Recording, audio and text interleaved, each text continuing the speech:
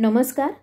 महाराष्ट्रीयन थाळी म्हटलं की ज्या भाजीला अग्रस्थान असते अशी डब्यासाठी झटपट तयार होणारी आणि सणासुदीला श्रीखंडपुरीबरोबर हमखास तयार केली जाणारी सर्वांच्या आवडीची सुकी बटाट्याची भाजी आज आपण तयार करणार आहोत.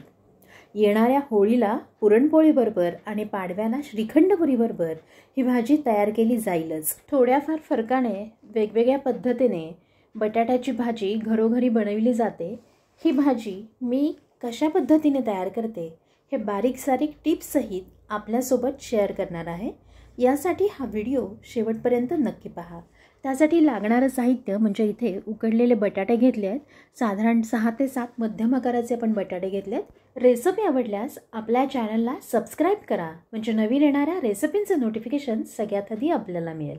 पुढील कृती पाहण्यापूर्वी मी आपल्या सर्वांचे आरोग्य रुची किचन कट्ट्यावर स्वागत करते.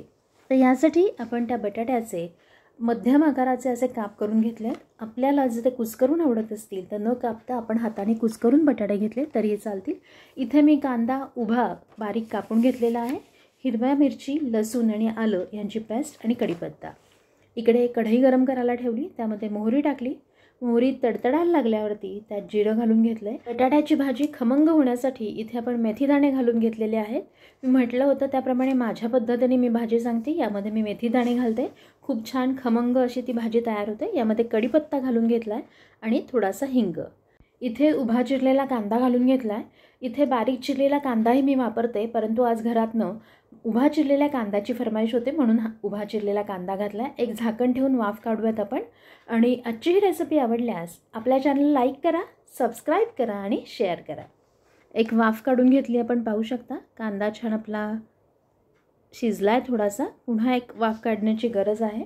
कांदा छान परतवून घ्यायचा म्हणजे त्यातला कच्चेपणा निघून जातो आणि भाजी बराच वेळ टिकायलाही मदत होते उन्हाळ्याच्या दिवसात आणि चवीलाही छान होतं. हे बघा, एक पुन्हा वाफ काढून घेतलेली आहे आपण. इथे मी थोडंसं तेल कमी वापरलं आहे. आपल्याला हवं असेल तर आपण थोडंसं जास्तीचं तेल वापरू शकता. इथे मी अर्धा चमचा हळद घालून घेतलेली आहे. कांद्यामध्येच आपण हळद, हिंग, मीठ, साखर घालून घेतली आहे म्हणजे ती व्यवस्थित कांद्याला लागेल. आता यामध्ये आपण हिरवी मिरची, आलं, लसूण ह्याची पेस्ट घातलेली आहे. नैवेद्यासाठी बनवणार असाल तर लसूण आणि कांदा आपण या भाजीत घालायचा नाही आहे. इथे साखरही घालून घेतली आपण. त्यामुळे आपला हा जो मसाला आहे यामध्ये सगळा स्वाद उतरलेला आहे आणि बटाटा आता आपण यात घातला की तो बटाट्यालाही लागणार आहे संपूर्ण स्वाद आणि थोडासा मसालाही त्यावरती छान परतला गेला आहे. बटाटा आपण थोडासा जर खाऊन बघितला आणि तो जर गोडसर असेल तर साखर कमी घातलीत तरीही चालेल आणि आपल्याला आवडत नसेल तर नाही घातलीत तरी चालेल, पण साखरेने आणखी खूप छान चव येते भाजीला. व्यवस्थित अशी आपण ही भाजी छान एकत्र करून घेणार आहोत. बटाट्याच्या आपण इथे बारीक फोडी करून घेतल्यात. मीठ घालून घेतलेलं आहे चवीनुसार. आपल्याला हवं असेल तर आपण बटाटा कुस्करूनही घेऊ शकता. आणि बटाटा शिजवण्यासाठी आपण कमी पाणी घ्यायचं आहे. खूप पाण्यात बटाटे शिजवायचं नाही जास्त पाणी घेऊन. आणि 3 ते 4 शिट्ट्या काढायच्या आणि शिट्ट्या काढून झाल्यावरती लगेच झाकण त्याचं काढून घ्यायचं म्हणजे बटाटा जास्त ओव्हरकुक होणार नाही आणि त्यामुळे भाजी जी चिकट तयार होते ती तयार न होता अशी छान सुटसुटीत आपली भाजी तयार होईल. खमंग आणि चमचमीत आणि स्वादिष्ट अशी बटाट्याची भाजी आपली तयार आहे. पुरणपोळीबरोबर, श्रीखंडपुरीबरोबर किंवा इतर वेळी डब्यासाठीही झटपट तयार होणारी ही भाजी आपण कशा पद्धतीने बनवता आणि ही पद्धत आपल्याला कशी वाटली हे कमेंटमध्ये नक्की कळवा.